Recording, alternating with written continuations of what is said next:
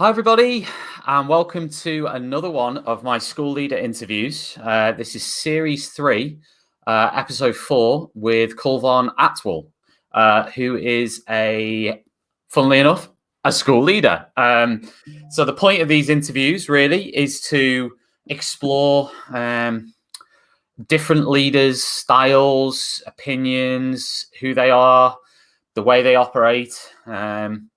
And again, I say this every time, it's one part of it is on a selfish level for me, because I enjoy finding out about the way different people and leaders are doing things, but also because of the impact that the first couple of series of these interviews has had, the feedback I've had off people who are either aspiring into leadership or people who are in leadership, but also teachers who can see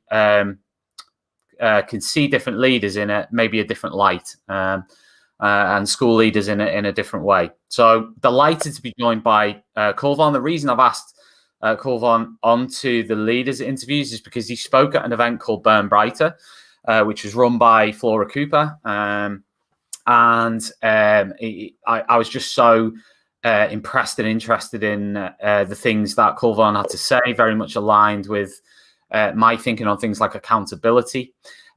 So the interview is going to be pretty wide ranging, along with like the usual questions that I always ask. But the first thing I'd like to do, Kulvarn, is if you could just introduce yourself and your kind of current role.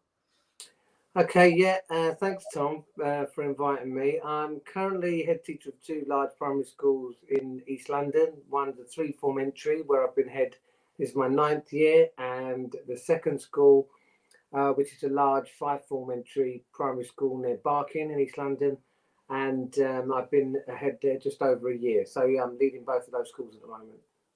Okay, and can you tell us a little bit about your background leading up to this? To that. Yeah, I've always worked in schools in East London, and I went to school in East London as a child. So it's a community that I feel very strongly and aligned with. I worked in Stratford originally, in a resource provision school. So my background is very inclusive. I work with children with emotional behavioural difficulties, so I have a perspective on how I think those children learn. And the other thing I'd probably add is that I've actually been a head teacher of 3 schools, and each of those schools have been UNICEF rights respecting schools. So my background, just to add to that, is in terms of my expertise is teacher professional learning. I've completed a doctorate between the years of 2008 and 2016, 8 years, investigating the factors that impact upon teacher engagement in professional learning, with a particular focus on action research. And what I found was that in the very institutions like schools where the core business is learning, actually the quality of teacher learning, and in many cases the quality of leadership of teacher professional learning is really, really poor. And I was blown away by studying workplace learning theory, so looking at how hairdressers learn, steel workers learn, construction workers, and I think we need to do a lot more and work a lot harder to create much more expansive learning environments, rather than what I would describe as the typical hierarchical environment dominated by power, compliance, control, accountability. So that's a little bit about my experience of leadership. And we're gonna dig deeper into that a bit in a bit, in terms of your approach to professional development, performance management, all these different things.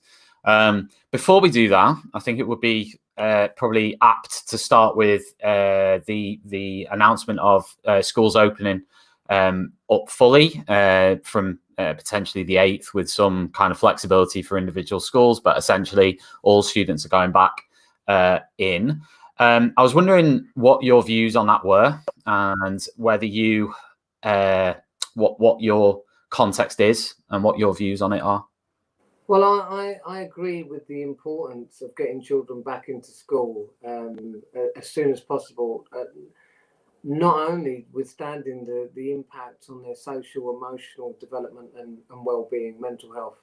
So I want kids back in school. I've been teaching remotely where I can, and I don't particularly enjoy it. I prefer, my bread and butter is working in the classroom. So the first thing is that children need to be in school. However, in my context, I work in an area which has been described as the COVID triangle.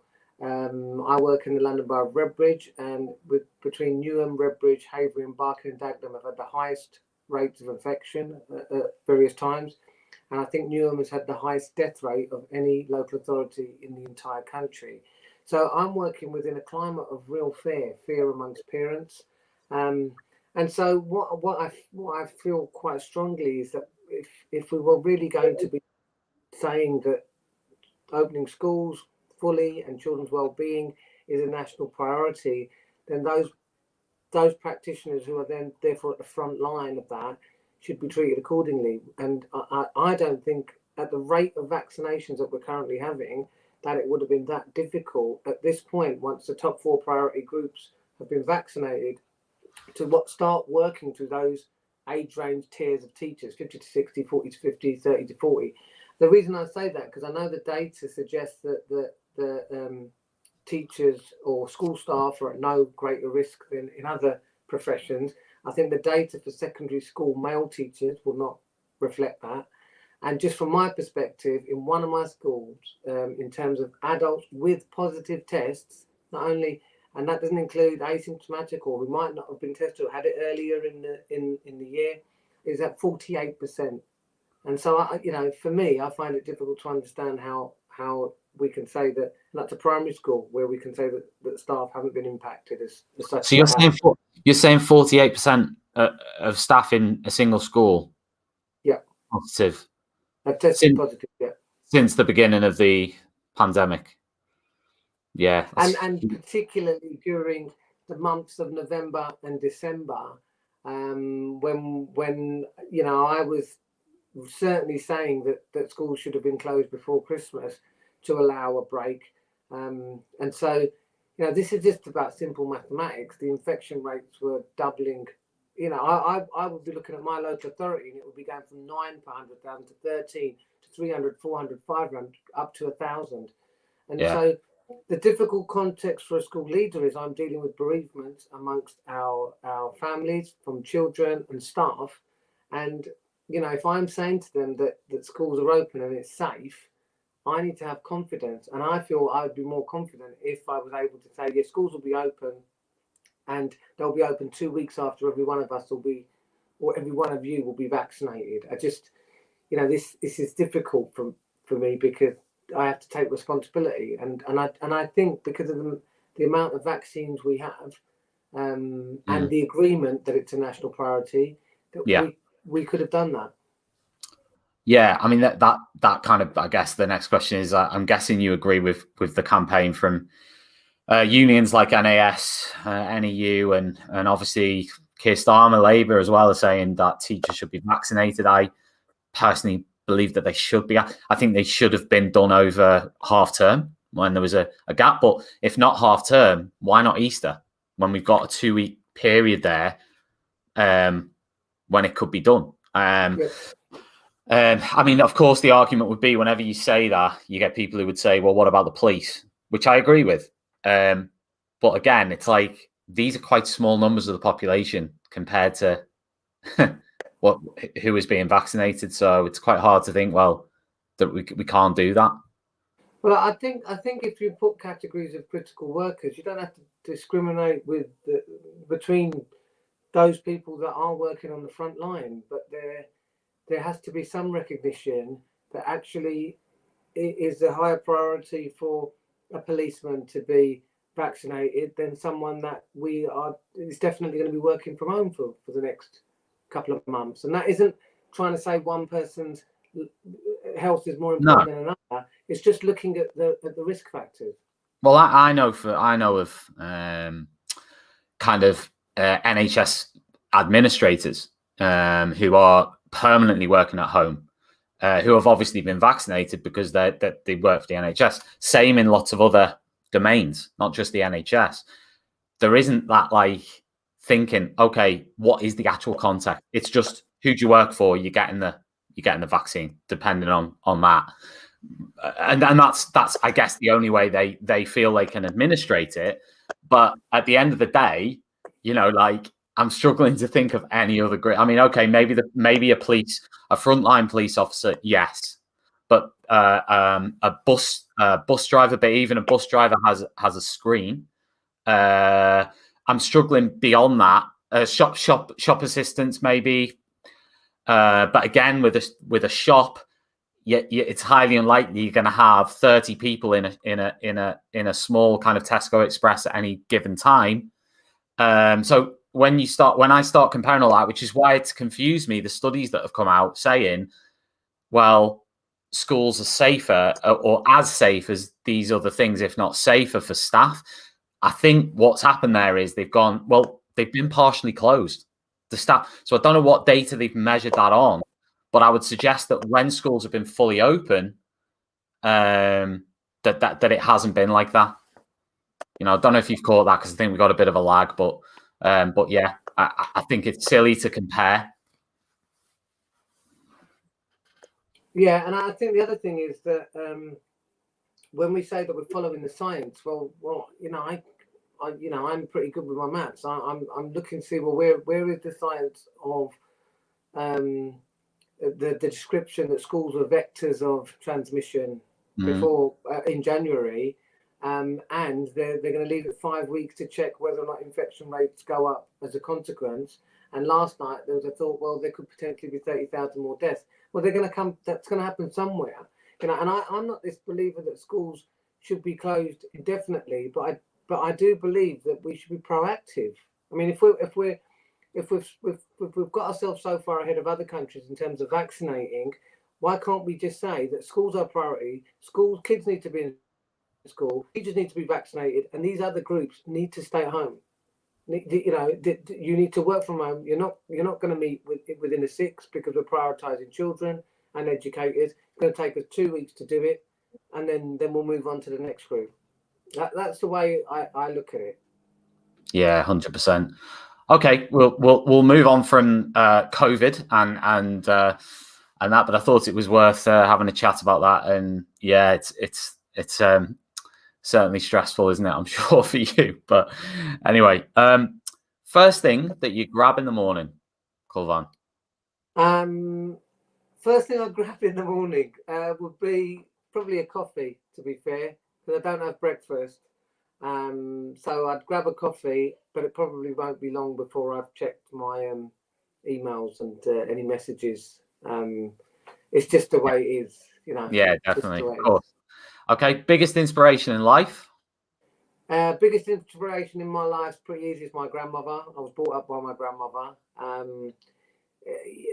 I've got no complaints about my childhood, but growing up in East London in the early 80s and the backdrop of the National Front and what have you wasn't easy, but I drew great strength from my grandmother and people like her who were just so strong and mentally strong, and that gives me great inspiration. So yeah, that sort of drive has come from my early childhood. That does sound inspirational. What do you think people notice about you? But they probably notice that I have a lot of energy, that I'm always moving, I'm always doing something, and they probably notice that I'm passionate about what I do and I care about what I do, and hopefully they notice that he's got some ideas that might be worth listening to. And what do you hope people notice about you? That I'm genuine. That actually, there isn't a big gap between what I say I'm going to do and what I do, or what I say what the people should do and not follow that. And I'm consistent. So I'm a great believer that our values inform our actions, and if our values are in the right place, our actions will be. And that's why we adopt a values-based curriculum, values-based learning. Biggest weakness or fatal flaw? I've had lots of weaknesses throughout my career, whether it's as a teacher, as a leader. But I'm really proactive in I'm really proactive in developing. I'm a great believer. Part of the work that I do, research I do, what I write about is that there's never a perfect teacher and never a perfect leader. So there's always something to work on. I think probably my most fatal flaw potentially is I find it difficult to switch off, and I need to switch off. So, you know, it has to be something high energy for me to switch off. So watching West Ham is my way of switching off. So a high stress activity. But I think but maybe biting my tongue and not getting frustrated with when some people aren't aligned to those values, but you learn that. The more experienced you become in leadership, you learn that. Yeah. Biggest strength? I think mental strength, resilience. Actually, I'd probably say that constantly curious and wanting to learn and develop probably the biggest strength as a teacher or a leader. That you're always humble enough to think, actually, I want to improve this. I want to learn about this. I want to think about this. So I'd probably say somewhere between the sort of mental strength that you have to deal with and the learning. I've described it in my book, The Learning Focused Leadership. These are good questions. I like this. Well, yeah, tried and tested formula. One personality trait that you don't have time for? Dishonesty or disingenuous, or people that will say things to other people that they're not willing to say to the person that they might be talking about. I just falseness, anything false. I'd rather you say you don't like what I think, you don't like the idea, then we can at least talk about it. So yeah, just really disingenuity and just being dishonest, I think. Yeah, I hear you. What's better, being nice or being fair? I think being fair, because I think if you're fair, then that means you are nice. It's a bit like I develop really good relationships with the children I work with and the adults I work with, not so that I can be nice, it's so that I can be challenging, which I think is fair. And to me, I think being nice is maybe not being as honest as you should be. Yeah. By actually, a teacher came to see me. We're having an aspirations chat today. Every teacher has a 10-minute chat, and she came today, and she doesn't know what she wants to do next year, and she feels like this year her development's been on pause. But she said that I will do whatever you ask me to do because I trust that you're going to make decisions in my best interests, and I think that's important. Nice. Yeah. Okay. The next part of the interview is more focused on like teaching and learning and that side of things. So I want to start with some of the things we touched on at the very beginning, because I know that's something that you've already discussed before, but I want to give you a scenario and just tell me what you think. But there's a lot of teachers who are under intense scrutiny. Now, that scrutiny could come in the form of learning walks, observations. Some of those may be graded. Result kind of data scrutiny, so kind of like filling in a lot of data all the time, having meetings regarding that, more in terms of their performance than student progress, perhaps. Now, I know that when you talked to Burn Brighter, you offered a complete alternative to this, or at the very least, something that was different to that approach. So can you tell me, to the teachers and leaders, I guess, in that kind of scenario, and maybe I would imagine, and I'm not sitting here as a school leader myself, but I would imagine that as a school leader, it can be very hard to let go and kind of like unleash the reins. Maybe, I don't know. You can tell me different in a minute. But what is this approach that you think is better? Well, I think it's just perspective. So the first thing is that I would say it's extremely easy to let go. And the key word here is trust. So what you're describing is a culture of low trust. So I'll give you an example. A teacher enters the profession, bright-eyed, bushy-tailed, enthusiastic, motivated. And remember, most people come to the profession because they have a passion for this. This is a vocation. So if I'm a leader and I'm saying to you, right, okay, we've employed you now, well, you're lucky to have a job at our school, and you've got to pass your NQT year, however way you want to describe it. So I'm going to say to you is that I'll tell you what the curriculum overview is, right? And then you're going to plan your lessons. But I want your planning coming in because I want to check it, because I don't trust that you're going to be able to plan effectively from that planning document. Then I want to come in and watch you teach, because I don't trust you can do what it says you're going to do on the plan. Then I want, having seen the planning, having seen the lesson, that's not enough for me. I'm then going to pull out some kids and talk to them and ask their opinion. That's still not enough. Then I want a book look, and I want your books, and I want to check that you not only are you saying what you're doing, but it's seen in the books. Now, if I'm in a culture like that, within 2 to 3 years, and I've seen this, because one of my things I do is I go into failing schools, is these teachers stop bringing their brains to work.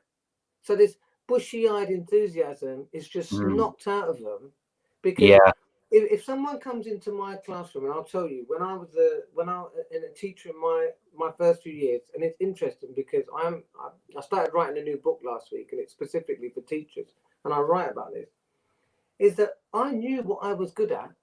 I knew I was good at teaching maths. I knew I was good at teaching drama. I could teach a performance lesson. But I got nothing out of that judgmental lesson observation. Other than being told what I knew I was good at. Now, this type of performativity culture doesn't encourage learning. It doesn't encourage development. There are research studies saying that teachers stop improving in their third year of teaching. And why would I ever want to create an environment in which the teachers aren't making decisions autonomously or aren't involved in decision making at a whole school level? And the other thing I would say in terms of leaders, how often when a leader goes into a classroom and observes a lesson and makes judgments without really even knowing the children or the decision making behind what the questions the teacher asked or the work they've set, does that leader then say, you know what, I want to come in and teach the next 3 lessons from this scheme over the course of this week with your class, and we're going to have a professional dialogue and discuss the ways in which we can move forward. It's all done too. It's a process done too. And the example I give you, when I went in as a first novice head, and I know you've heard this before, is my associate advisor came to see me and said to me, right, what's your plan? And I said, I've got a plan. I've been doing my doctoral research for 4 years, and the research out there, workplace learning theories, is saying to really have authentic quality change and school improvement, what you're going to do is you're going to have a distributed leadership model. We're going to empower the teachers to be involved in decision making. They're all going to engage in collaborative action research. They're going to inform the teaching and learning policy at the school. On and on and on and on and on. And and she just looked at me as if I was mad. And she said, no, you're going to do exactly what you've just described, Tom. This is a required improvement school. Teaching is not good enough. You're going to go in. You're going to observe each teacher. You're going to give them a judgment, outstanding, good, required improvement, or inadequate. She didn't mention anything about then you're going to enable them to engage in lesson study, peer learning, anything. She said action research is completely inappropriate. And then you're going to go back in 4 weeks and see if they've met their targets. That would not be accepted in another profession.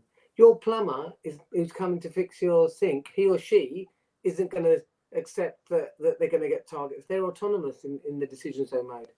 So I ignored her because, at the end of my career, I need to be able to say I made the decisions in the best interest of the children and the adults in our learning community.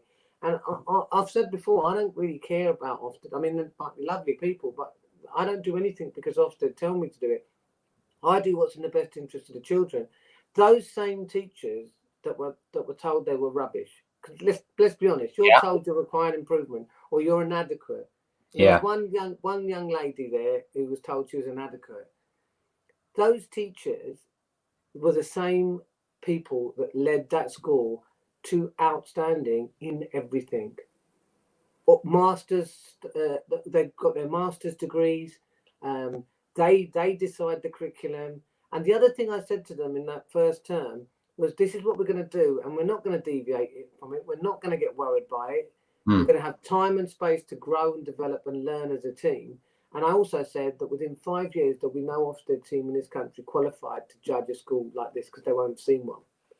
What that gives someone is confident space to make mistakes, to think creatively, to be critical. But I think leaders would be scared. I think I do understand how leaders feel because they're within a climate of power, compliance, control. I mean, fear, would you?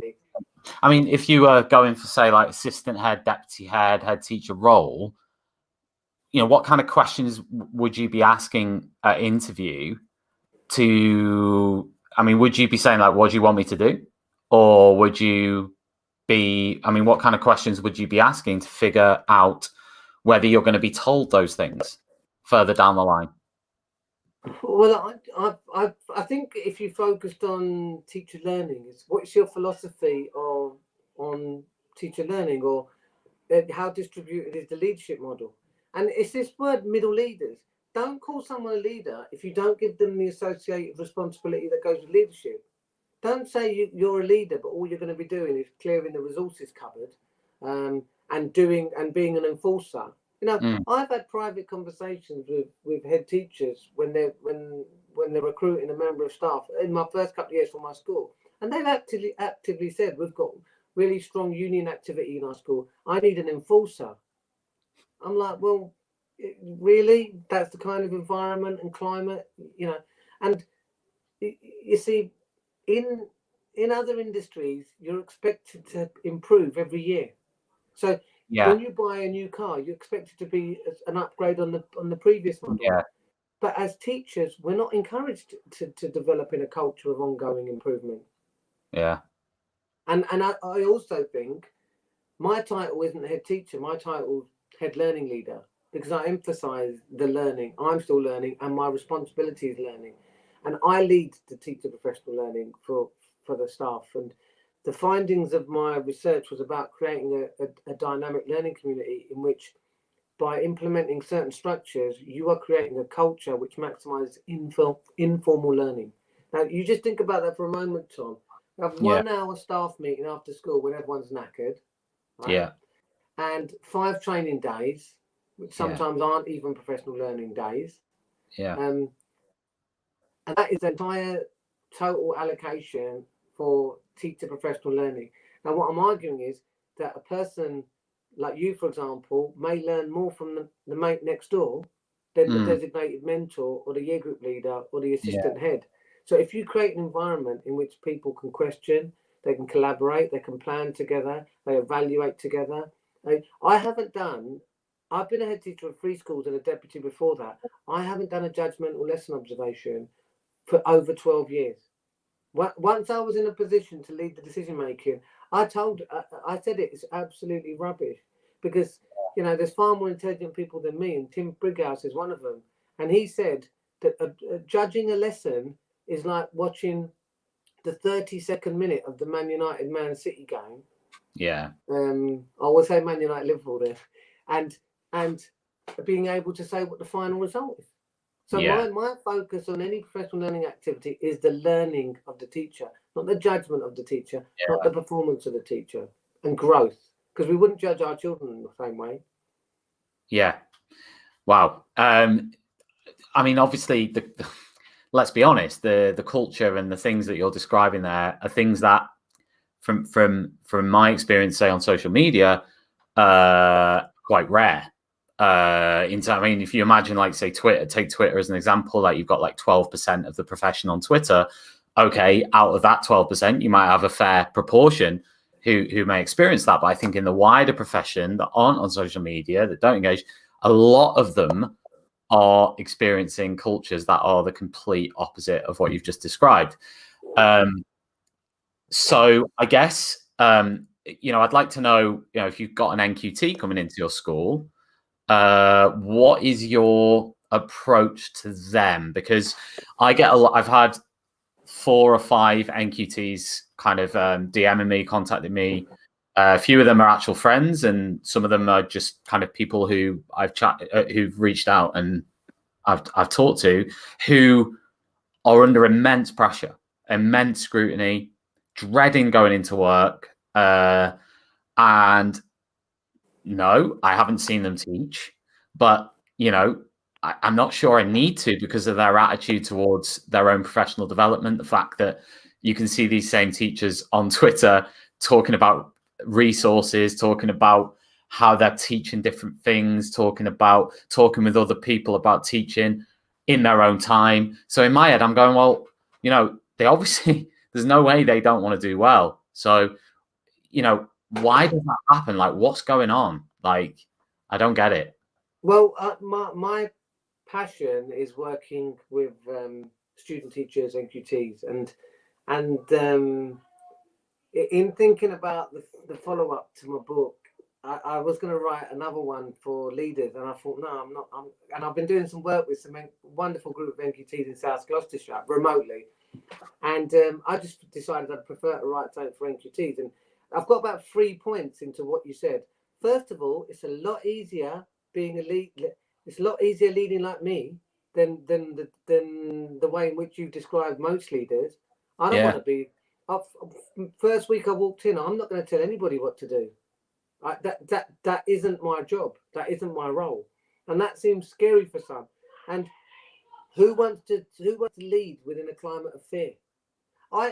When I come into a required improvement school, I inherit a group of teachers, usually that are working incredibly hard and making minimal impact. And NQTs are absolutely fantastic examples of this. So for me, I'm not over observing people. I'm not judging NQTs. Which other industry would assume someone in their would have the same set of standards to judge someone in their first 3 months of teaching as someone in their 30th? What other profession would say that a person that's only just finished their building qualification should be at the same level within 3 months of someone who's been plastering for 30 years? And that is, when an inspection team come in, that is what they're saying. The standards model implies the same thing. So part of my work on workplace learning theories is you should judge the quality of the learning environment on the newest entrant. So I've been saying since I've started is, if anyone comes to school and wants to judge our school, don't ask me, don't ask the assistant head, don't ask the teacher who's been here 5 years, ask the student teacher who's been here a week, or the NQT who's been here 3 months. And these same schools that treat the NQTs like this are the same schools who are constantly moaning about universities not producing good enough teachers, or the fact that they're scrabbling around looking for teachers every June, July and August and going to supply agencies. Now, we've been a required improvement school. We're in our 9th year, and in 9 years, we've spent a grand total of £28 on advertising, recruitment and retention, because we have not got enough places for the amount of teachers that want to work in our school. And when I'm looking at, when you're describing someone who's searching for resources and doing all those things, that is the only quality I look for in someone when we look at an NQT, is attitude. Because anything else can be taught. If you've got a positive attitude and determination and energy, then everything else can be taught. And at our last inspection, honestly, this is absolutely true. On the first day, because we teach, even our teaching is slightly different because we have a very dialogic approach. So sometimes you'll go in a classroom and it looks like the teacher's not doing anything. It's because its children are leading chains of discussion and dialogue. Yeah. So bless the inspectors, they weren't used to it. So they were saying that your children are so articulate, the outcomes are amazing, the language is fantastic, but we just don't understand how your teachers are doing it. And at the end of the first day, and I remember this because we had an NQT in year 5. I won't say her name because she's a very shy and humble person. and she'll get embarrassed. And she was on a school trip because two of the year 5 classes out of 3 went on a school trip. At the end of the day, I got the staff together and I said, "Listen, guys," because our team was just relaxed, chilled. We wouldn't bother us to have an inspection team. And I said, "Look, I want everyone to have an early night tonight. Look, we're coming back tomorrow. Listen, it doesn't matter what they're going to say tomorrow. We're going to still carry on doing the same thing, working in the same way. It ain't going to matter." But they were just saying that this is what they noticed. They haven't seen this. So basically, I said, "I haven't seen much topic foundation. So can you all teach foundation in the morning, just so they get the chance to look at the evidence base?" Yeah. Then I mentioned this thing that they couldn't understand, how we were getting these children to be so successful as learners. And this young girl, she's 6 months in. I was happened to be walking through the hall afterwards, and she doesn't often say much, but she came up to me and she goes, "They just don't get the dialogic, do they?" And I looked at her and I thought, "You've just got it spot on. You have developed a greater understanding in 6 months than people who aren't opening their eyes might not see in 30 years." And most of our student teachers, I will tell you, they weren't very good. Most of our NQTs, or they weren't very good as student teachers. Why would we expect them to be? But because our learning environment is so expansive, right now, today, of the 21 teachers in our school, as class teachers, or we call them class leaders, 14 of them were students with us. 14 with them. And when I was talking to the teacher today about her aspiration, when I take someone in their 3rd year of teaching into school B that I'm leading in my first week, 5 form entry with 5 experienced teachers, they were just listening to her as if she was an alien, because she knew so much about peer learning, lesson study, coaching, deep professional learning activities. We're living in the dark ages in the way in which we enable our teachers to learn. So that's probably more than you expected to hear. But final point about that is average age. We're one of the youngest teaching professions in teaching groups of any country in the Western world, and that isn't a good sign. That isn't because we're getting people in. It's because we're losing too many.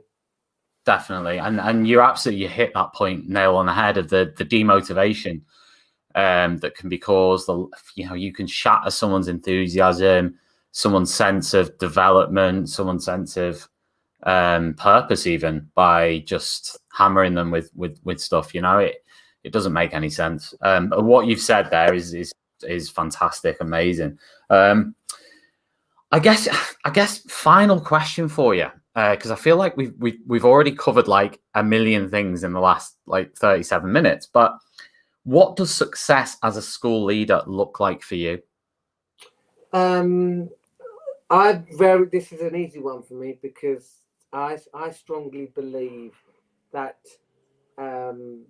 the ruler for evaluating leadership, and Vivian Robinson put it like that, but I've called it learning focused leadership,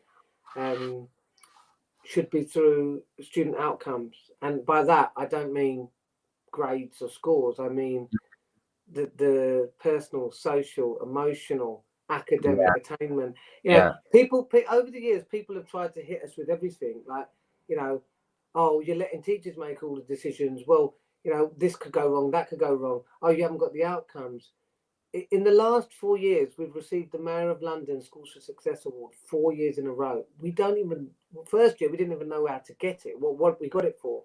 But it is for the progress of low prior attainers, the children that deserve the best experiences.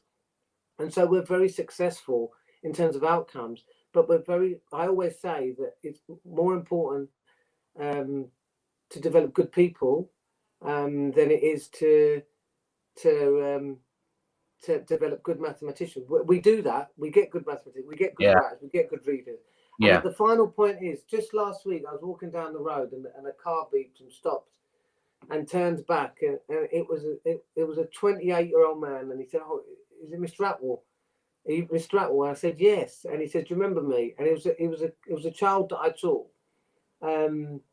And we spent an hour together, and he talked about the impact I had on his life, and that to me, in a nutshell, is we are there to serve.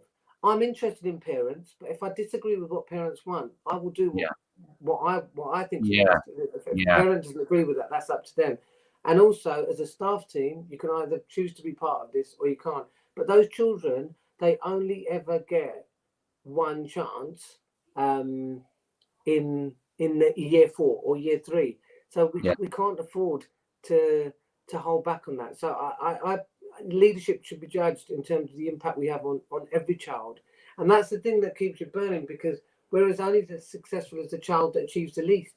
If I'm a parent and it's an outstanding school and 89 children are flourishing and my child's upset, that's I'm not gonna be able to sleep at night. I know it sounds strong, but that for me is it. The outcomes on the children.